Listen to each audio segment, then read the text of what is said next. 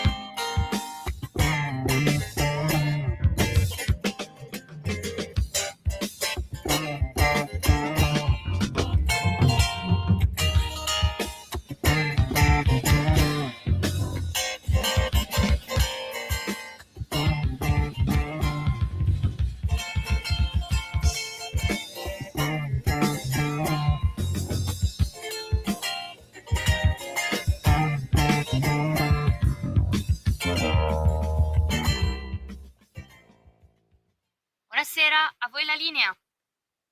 Buonasera a te Natalia, The Ocean is the Ultimate Solution, 1979, ed è stato di nuovo il nostro Frank Zappa che ci dà il benvenuto a questa corsa che durerà purtroppo per me solo una mezz'oretta. Io sono Lorenzo Viviani, mentre dall'altra parte dell'etere, delle onde radiofoniche, delle frequenze DAB, c'è questa presenza accaldata, mi sa, oggi, accaldata, un po' accaldata, che è il nostro mitico, incommensurabile, elettrico come Bob Dylan, Antonino Danna. Amiche e amici miei, ma non dell'avventura, buonasera, siete sulle magiche onde di Radio Libertà. Io sono Antonino Danna e questa è la puntata numero 1217 di Chilometro Zoom di oggi, venerdì 19 giugno dell'anno del Signore 2026. Rallenta. Cominciamo la nostra trasmissione. Vi ricordo, date il sangue in ospedale, serve sempre, salverete vite umane, chi salva vite umane salva una vita intera. Secondo appello, radiolibertà.net. Fesso, chi non lo legge perché vi perdete un bellissimo giornale online dove ci sono liberamente il direttore responsabile Giovanni Sallusti, gli auto da fe di Giulio Cainarca, la rassegna stampa di Semivarin, video pillole e molto altro ancora. Radiolibertà.net is the place to be. 340 670 9659 per le vostre zap o WhatsApp che dir vogliansi, oppure 029294 7222, il telefono è aperto da adesso.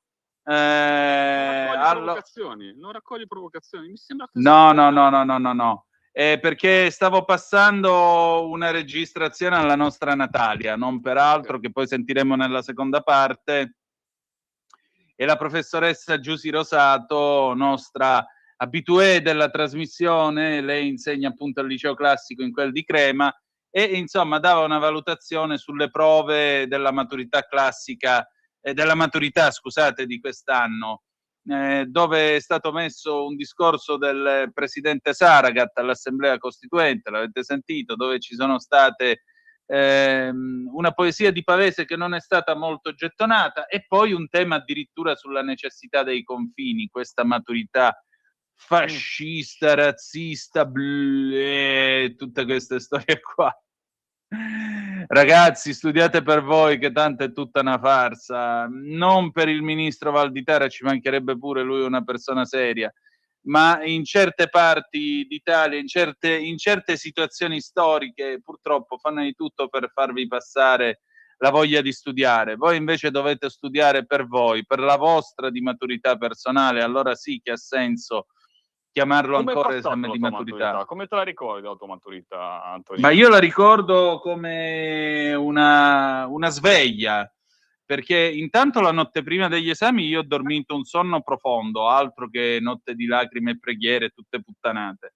Ma poi io lo racconto sempre, lo voglio raccontare ancora ora, 25 giugno del 1998, arriviamo tutti lì, siamo tutti seduti, aspettiamo il momento che si aprano le buste per il tema di italiano, quando ecco che arriva la madre di una mia compagna di classe, e io per carità di patria non ne farò né nome né cognome, ma può solo vergognarsi anche adesso a distanza di quasi 30 anni, e porta un vassoio da 1 chilo di dolcetti che deposita sulla scrivania. Veramente? No, ti sto raccontando un fatto vero. Se vuoi, se no, ti racconto Biancaneve e i 7 nani, ma se vuoi la realtà te la sto raccontando.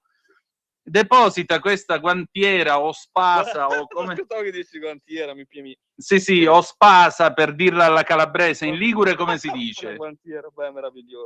In Ligure come si dice?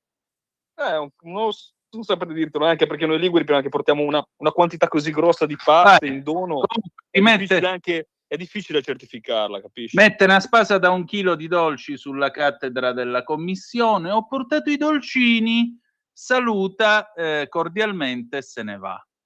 Dicendo, e quello fu... io sono la mamma di... Sì, esatto. E in quel momento siamo tutti quelli che ancora eravamo adolescenti, siamo diventati adulti, perché abbiamo capito che cos'era l'Italia e che cosa ci sarebbe toccato. Per cui non ne ho... Come è andato l'esame poi la tua compagna alla fine? Prese 60 sessantesimi. Quindi meglio portarle, comunque sia, non fa male, insomma, portare ma guarda, di pass. Ma guarda, io veramente non ho percepito niente di epico, non mi è interessato, non mi ha lasciato dentro niente. Non lo reputo qualcosa di chissà che, anche perché qualche giorno dopo aver dato l'orale, io alle 6:30 del mattino ho preso la corriera davanti all'ospedale di Vibo Valencia e sono andato a Catanzaro, alla caserma Florestano Pepe, a fare la visita militare, perché noi della classe 1980 siamo stati gli ultimi a farla obbligatoriamente. Bravo, te lo stavo per dire, perché invece ho fatto tutti i vari le varie trafile, ma non ho mai fatto la visita vera e propria perché dall'82 invece non facevi più la visita. Esatto, si poteva anche rinviare. L'81 la poteva rinviare. Facevi il rinvio e poi se partivi per il militare dovevi fare la visita, però diciamo invece... E lì io ho davvero provato la paura. Che cos'è la paura? Che cos'è la paura? Perché l'ultimo giorno, la visita durava 2 giorni, l'ultimo giorno arriviamo, insomma, c'era l'ispezione fisica. Allora arrivo e mi trovo davanti, seduti a una cattedra, questo colonnello medico e un altro medico assieme a lui e un brigadiere dei carabinieri grosso quanto a me, quanto sono io adesso. Arrivo lì, li guardo, buongiorno, sai, deferente. Pensa, eravamo 45 di questo scaglione, gli unici 2 che avevano preso la maturità, avevano completato le medie superiori, eravamo io e un compagno mio di classe che eravamo stati convocati per quei 2 giorni. Arrivo là, mi guardano, dice giù le mutande. E io sono rimasto un po' così. Cosa? Fa giù le mutande. E io onestamente in quel momento ho pensato, cavolo, cominciamo bene davanti a 3 maschi. Allora il brigadiere fece una vocina e mi disse: non ti preoccupare, proprio così, fece la vocina così, non ti preoccupare che qua siamo tutti maschietti. Vabbè, ho detto io, visto che mi provocate, pensato tra me e me, ovviamente non gliel'ho detto, tiro giù le mutande, fai vedere, qua e là, dice girati, e mi sono girato, chinati, e mi sono chinato. E poi mi hanno chiesto di mostrargli il fondoschiena e io lì ho avuto veramente paura, perché sono stati 3 secondi interminabili. Il medico fa: va bene, ti puoi rimettere in piedi, tirati su le mutande. Mi rimetto in piedi, mi tiro su, abile arruolato. Ecco. Ecco, beh. Lo diciamo per lo diciamo per la fascia protetta, perché si faceva questo esame. I diversamente giovani lo ricorderanno. Era per valutare eventuali problemi di emorroide e poi nel caso ti avrebbero fatto anche la visita della prostata. Nel mio caso quella volta non c'è stato bisogno, ecco, mettiamola così. Per cui abile arruolato. Che devo dire? Io sono stato, diciamo, più fortunato o sfortunato, non te lo so dire. Io devo dirti la verità che non ho fatto il militare, ma mi sono fatto un po' di peschereccio, e quindi da un certo punto di vista penso di aver dato anch'io con, diciamo, il cameratismo, il dover stare insieme all'altra gente, spazi direi. insomma. E quindi, insomma, mi hanno spinguinato quando sono andato in Antartide, quindi anche lì un po' di sano nonnismo, quello di sano nonnismo che fa ridere, diciamo, non quello purtroppo grave che Certo. magari ha causato anche dei morti anche in passato, purtroppo. Come no, come no. Voglio ricordare Emanuele Scieri da Siracusa, 26 anni per sempre. Cresce un figlio, lo mandi a scuola, un fior di figlio, un fior di galantuomo che si laurea a pieni voti in giurisprudenza, che ha la fidanzata, che si sta costruendo un futuro, poi lo mandano a fare il militare, lo prendono in 4, quanti furono, e lo buttano giù almeno questa fu l'ipotesi, lo buttarono giù da dove facevano i lanci quelli alla folgore. Poi non si è mai saputo, non si è mai capito bene che cosa gli sia successo al povero Emanuele Scieri.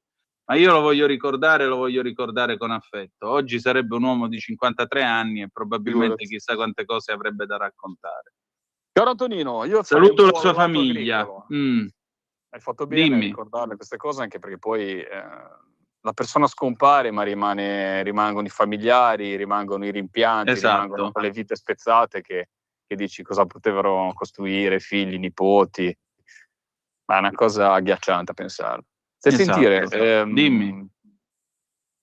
come quando mio padre, adesso non c'entra niente, mi raccontava, pensa, te l'avrà raccontata anche te, anzi te l'ha sicuramente raccontata, bellissima storia di un'Italia lontanissima, bellissima storia per modo di dire, però ti faceva pensare com'erano le Cinque Terre che ho l'onore, diciamo, di rappresentare come presidente del Parco Nazionale. Fra parentesi, non ti spoilerò che trasmissione avevo sul territorio perché non posso, mi è stato proprio detto un po', però c'è una trasmissione televisiva, quindi nei prossimi mesi, però magari quando arriva la preview ve lo dico, perché vedete un po' dell'area marina protetta del parco, però diciamo c'è tutta la parte legata a quello che erano una volta, no? Cioè, quindi questo posto da adesso dove rinomate col turismo internazionale, e mio padre, perché poi ti vado a pensare a questa cosa, no? E quindi a tutta la linea genealogica, tutti quelli che non ci sarebbero stati, ma come sempre così, no? Cioè dici, ma se quel caso lì non gli fosse andata bene al nonno, e pensa a tutte le persone, a mio figlio, io, tutti quelli che sarebbero mancati, diciamo, seduti a quella tavola, no? Immaginaria. E mi racconta sempre di quando era ragazzino che avevano questi motori di recupero, un balilla, ora non mi ricordo, su questo gozzo, e scaricava il gozzo sotto coperta, sotto i paglioli, no? E mio padre andavano non so cosa andavano a fare, adesso me lo devo ricordare, andavano a Lavagna dove c'era il cantiere ed erano in navigazione. Mio padre va con mio nonno e mio suocero, vanno con mio nonno e il suo socio, che non era il suo suocero all'epoca, diciamo erano i due soci, vanno e lui si mette a dormire sotto al boccaporto e purtroppo c'era questo scarico, quindi si è intossicato con monossido di carbonio. Lui non si ricorda niente, si ricorda che si è addormentato, e poi lo sbarcano di fretta e furia a Levanto, che diciamo è il primo paese dopo Monterosso, E te la racconto questa cosa qua perché, a parte il tema di dire quella volta lì non fosse andata male, non si fossero accorti che stava soffocando. Vabbè, non Diciamo, saremmo qui a fare la non trasmissione. saremmo qua a fare radio insieme, bravo. Però mi è venuto in mente che cosa mi ha fatto vedere. Mi dice: guarda, io la prima volta, e penso mio padre, non è che lo dico a chi vive nelle città, che magari queste cose sono un dato di fatto ormai da quasi un secolo. Mi dice mio padre: guarda, la prima volta che ho visto le mattonelle, lui era un bambino, perché l'ho portato in questa casa a Levanto era già avanti, e dice: la prima volta che ho visto, sono arrivato in questa cucina, in questa casa, ho visto le mattonelle, e non capiva che cos'erano le mattonelle attaccate Niente di meno. perché non l'ha mai vista in questa età. E penso a cosa sono invece le 5 Terre adesso, dopo 70 anni, quanti sono. Detto questo, parliamo un po' invece di agricoltura. Sì. Anzi, in questo caldo io avrei parlato più di pesca, però volevo cercare di io vorrei spoilerare una cosa. Prima della trasmissione ci siamo sentiti, stava sfilettando acciughe. Che stavi a fare? Adesso no, adesso è finita. Perché a Monterosso, perché in zona, proprio il 20, c'è questa sagra dell'acciuga, e quindi ero lì naturalmente a dare una mano al consorzio e alla Proloco, che sono i promotori di questa sagra. Monterosso, il paese un po' dell'acciuga, dove l'acciuga è una parte, diciamo, dell'identità del territorio, ma come un po' l'identità di noi liguri, è il pan du mar, come si dice, il pane del mare, no? Sì. E quindi eravamo lì a dare una mano, insomma, a fare riunioni, a fare quella cosa lì, e poi corso a casa, a radio, e poi adesso devo anche partire perché devo andare, insomma, a trovare degli amici che non vedo da tanto tempo, quindi insomma sempre giornate al cardiopalma, però diciamo che le mie 4-5 casse di acciughe me le sono pulite, ecco, mi sembra anche abbastanza chiaro. Stavi dicendo invece di agricoltura? Allora, io andrei un po' di rassegna stampa, anche Siamo perché pronti. vai, e allora diamo inizio alle danze e raccontaci un po' cosa è successo questa settimana, Antonino. Allora, questa settimana è successo un po' di tutti, un po' di tutto, ma in particolare, ecco, ho la Gazzetta del Mezzogiorno qui, l'iniziativa di Lollobrigida, Xylella, 3 milioni al commissario contro il flagello, via libera al Coltiva Italia. Via libera scrive appunto il quotidiano La Gazzetta del Mezzogiorno, via libera della Commissione Agricoltura della Camera al Coltiva Italia, provvedimento che garantisce oltre 1 miliardo di euro di investimenti in agricoltura. Nasce la struttura commissariale per il contrasto alla Xylella, coordinerà e monitorerà l'attività delle autorità locali per il contrasto della Xylella, coordinerà la ricerca, assumerà provvedimenti d'urgenza al fine di contenere la fitopatia. Durerà fino al 31 dicembre del 2028, avrà una struttura finanziata con 3 milioni di euro. Risulta per il primo via libera al provvedimento la Coldiretti. Importante anche l'istituzione della struttura commissariale per la Xylella, fortemente richiesta per accelerare il contrasto alla fitopatia che ha devastato il patrimonio olivicolo pugliese. Una misura che si affianca ai soldi destinati al piano olivicolo nazionale per il reimpianto e il recupero della capacità produttiva delle aziende. L'istituzione del commissario straordinario nazionale per fronteggiare l'emergenza della Xylella fastidiosa rappresenta una svolta attesa da anni. È una risposta concreta a una delle più gravi crisi fitosanitarie che abbiano colpito l'agricoltura italiana. Parliamo di una fitopatia che ha devastato interi territori, colpito migliaia di aziende agricole, messo a rischio un patrimonio economico, ambientale e culturale che il mondo ci invidia. Di fronte a una minaccia di questa portata servivano strumenti straordinari, capacità decisionale, una regia unica nazionale. Per questo desidero esprimere il mio convinto apprezzamento e il mio ringraziamento al Ministro dell'Agricoltura, della Sovranità Alimentare e delle Foreste, Francesco Lollobrigida, che ha fortemente sostenuto questa iniziativa dimostrando attenzione, concretezza e vicinanza al mondo agricolo. Grazie al suo lavoro e a quello del governo Meloni si passa finalmente dalle parole ai fatti. Questa la posizione della parlamentare di Fratelli d'Italia Anna Maria Fallucchi. La figura del commissario consentirà di coordinare in modo efficace le amministrazioni coinvolte, accelerare gli interventi di contenimento ed eradicazione, sostenere la ricerca scientifica, garantire una risposta tempestiva e omogenea su tutto il territorio nazionale, conclude la senatrice Dauna. E quindi c'è già movimento sulla Xylella, ci auguriamo che finisca. Allora, scusami, posso dirti una cosa, Antonino? indipendentemente che è bene che si cerchi di mettere, diciamo, un punto fermo su questa battaglia, su questa fitopatia che ha messo in crisi un settore importantissimo per il nostro paese. Ma ti rendi conto delle cose? Uno, da quanto ne parliamo? Assurdo. Cioè noi continuiamo a andare avanti, ma adesso quando parliamo di pesca parliamo dei fermi biologici che non vengono pagati, parliamo di Xylella ormai da anni su queste frequenze, cose che dovrebbero invece aprirsi e chiudere, dei capitoli che dovrebbero comunque sia essere, insomma, gestiti con fermezza, con, diciamo, un piglio diverso rispetto a quello che è legato alla nostra burocrazia, agli interventi così lenti molte volte delle amministrazioni. E poi sta cosa del commissario. Cioè, per risolvere i problemi nel nostro paese, se non ci mettiamo un commissario, non facciamo mai. Noi andiamo avanti grazie solo ai commissari. Mettiamo il commissario. Sì, per l'eccezione che è sempre la regola. Cioè, la normalità, cioè noi non riusciamo a amministrare senza mettere un commissario. Ed è una cosa che è agghiacciante. È agghiacciante. Vogliamo avere un risultato, vogliamo fare qualcosa, normalmente non ce la facciamo. C'è un'emergenza, allora ci mettiamo un commissario. Perché il commissario cosa fa? Da quel minimo, e allora agiamo alla fonte. Cerchiamo di mettere delle regole più snelle, anche perché, guarda, io mi ci metto da amministratore, ho fatto varie fasi, diciamo, della mia. Come no? Ragazzi, il grande colpa del centrodestra, quello che non riesce a portare a casa, e lo dico indipendentemente dal partiti, dalle altre cose, è che non siamo mai riusciti a sburocratizzare seriamente questo paese.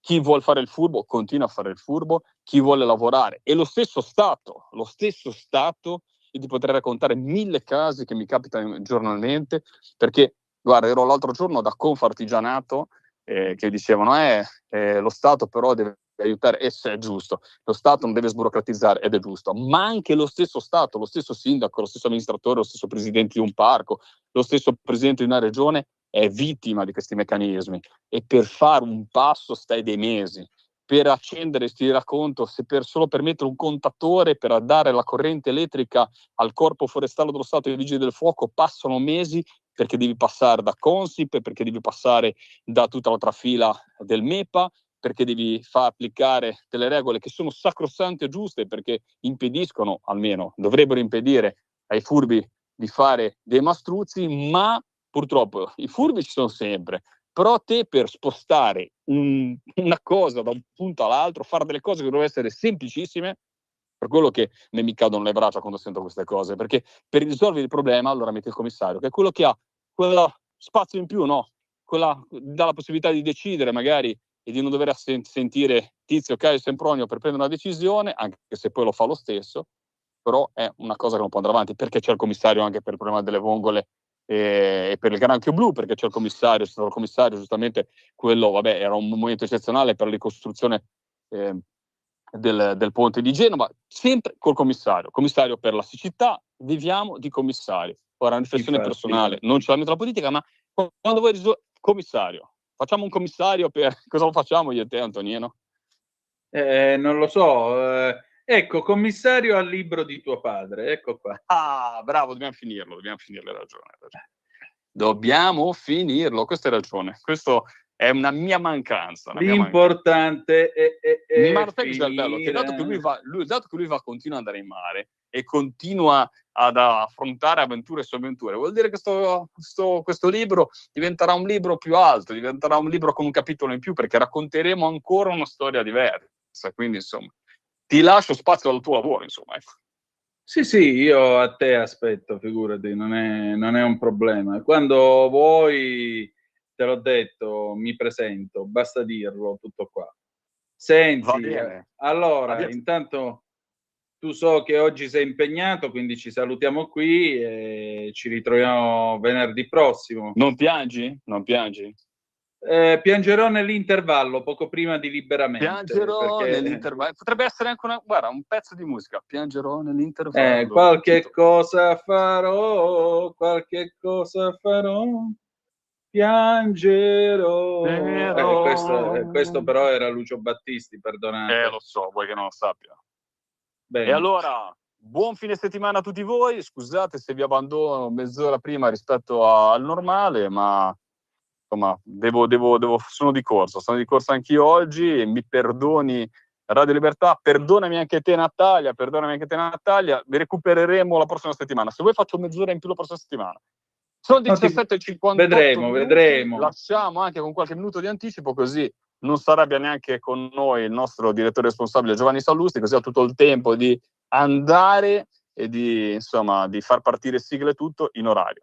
Ciao a tutti, ci vediamo la prossima settimana. Ciao Antonino, ciao Natalia, ciao a tutti voi.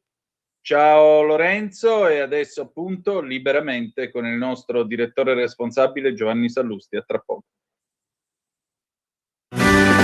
Avete ascoltato Chilometro Zero.